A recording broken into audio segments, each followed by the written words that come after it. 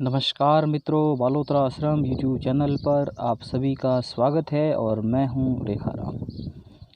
सबसे पहले आपने बालोतरा आश्रम यूट्यूब चैनल को सब्सक्राइब नहीं किया है तो चैनल को सब्सक्राइब कर लें और बेल आइकन को दबाएं। जब भी हम वीडियो अपलोड करें आपके पास नोटिफिकेशन सबसे पहले पहुंचे। चलिए आज की क्लास एक वक्तव्य के साथ शुरू करते हैं। ऊंचे ऊंचे पहाड़ों पर चढ़ने की कल्पना हर कोई करता है, लेकिन बहुत कम लोग होते हैं जो छोटी छोटी पहाड़ियों पर चढ़ने का प्रयास करते हैं। चलिए इसी के साथ आज की क्लास शुरू करते हैं। खारे पानी झीलें, खारे पानी की झीलों के साथ। चलिए आज शुरू करते हैं खारे पानी की झीलों के साथ क्लास अपनी। मुख्यतः उत्तर पश्चिमी मरुस्थलीय भाग में पाई जाती हैं खारे पानी की झीलें।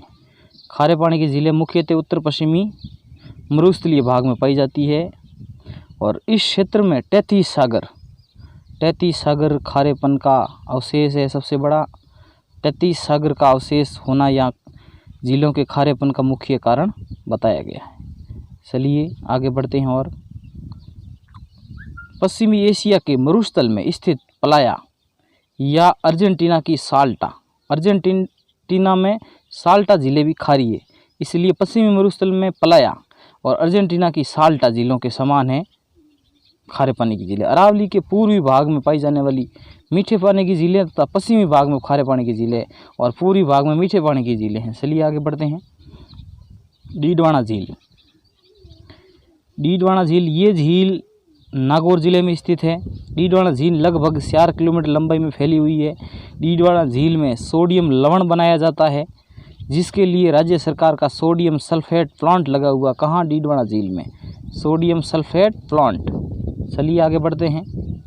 पचपदरा झील, पचपदरा झील बालोतरा बाड़मेर में स्थित 25 वर्ग किलोमीटर में फैली, जहाँ वर्तमान में अभी रिफाइनरी बन रही है। राजस्थान की सबसे बड़ी रिफाइनरी पचपदरा में बन रही है। पहले सोनिया जी ने उद्घाटन किया, मोदी जी ने शुभारंभ किया, वो बन रही है। और पचपदरा झील में सबसे उत्तम श्रेणी का, सबसे बेस्ट नमक उत्पादित होगा। सबसे बढ़िया से बढ़िया नमक पचपदरा झील का है खाने में, और जिसमें 98% सोडियम क्लोराइड पाया जाता है। 98% सोडियम क्लोराइड पाया जाता है। पचपदरा झील खारवाड़ जाति के लोगों द्वारा मोरली झाड़ी से नमक उत्पादित किया जाता है। मोरली झाड़ी से नमक उत्पादित किया जाता है पचपदरा झील में। किस जाति के द्वारा? खारवाल जाति के द्वारा। सबसे बढ़िया प्रश्न ये। फड़ौदी झील जोधपुर जिले में फड़ौदी कस्बे में स्थित है, ये भी खारे पानी की झील है। लोणकरणसर ये बीकानेर में झील है, ये भी खारे पानी की झील है। काबोद झील जैसलमेर में, ये भी खारे पानी की झील है। कुचामन झील नागौर में, कछोर झील सीकर में, रेवासा झील सीकर में, पीथमपुरी झील सीकर में। चलिए अब एक और झील बसी है, सांबर झील को अपन पढ़ लेते हैं आज। सांबर झील के साथ शुरू करते हैं। सांबर झील 3 जिलों की सीमा स्पर्श करती है। सांबर झील नागौर, अजमेर और जयपुर। सांबर झील 3 जिलों की सीमा स्पर्श करती है और ये 3 जिलों में है झील। आप राजस्थान की सबसे बड़ी खारे पानी की झील है सांबर झील। इसके बीच जोधपुर और जयपुर रेल मार्ग गुजरता है। जयपुर और जोधपुर रेल मार्ग सांबर झील के बरोबर 20 से गुजरता है।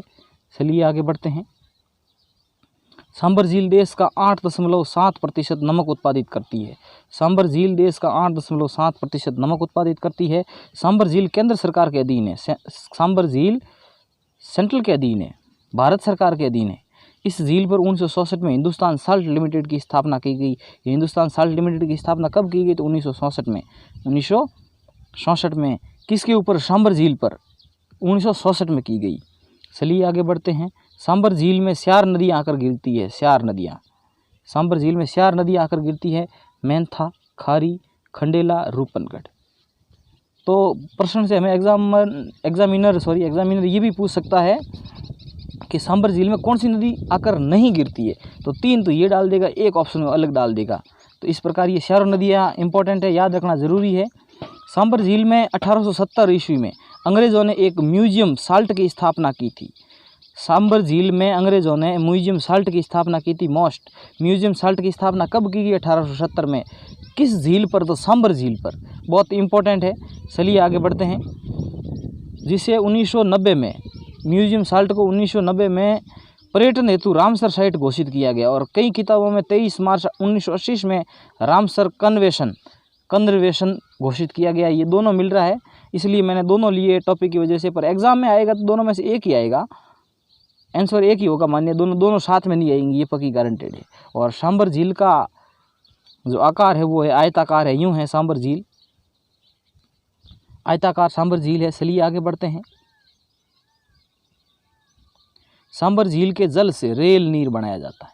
तो रेल में पानी की बोतलें मिलती है हमें, जोधपुर स्टेशन, बालोतरा स्टेशन, कई स्टेशनों पर, जयपुर स्टेशन, तो रेल नीर की बोतल मिलती है पानी की, वो सांबर झील के जल से बनता है। और सांबर झील में एक तीर्थ देवयानी है जिसे तीर्थों की नानी कहते हैं।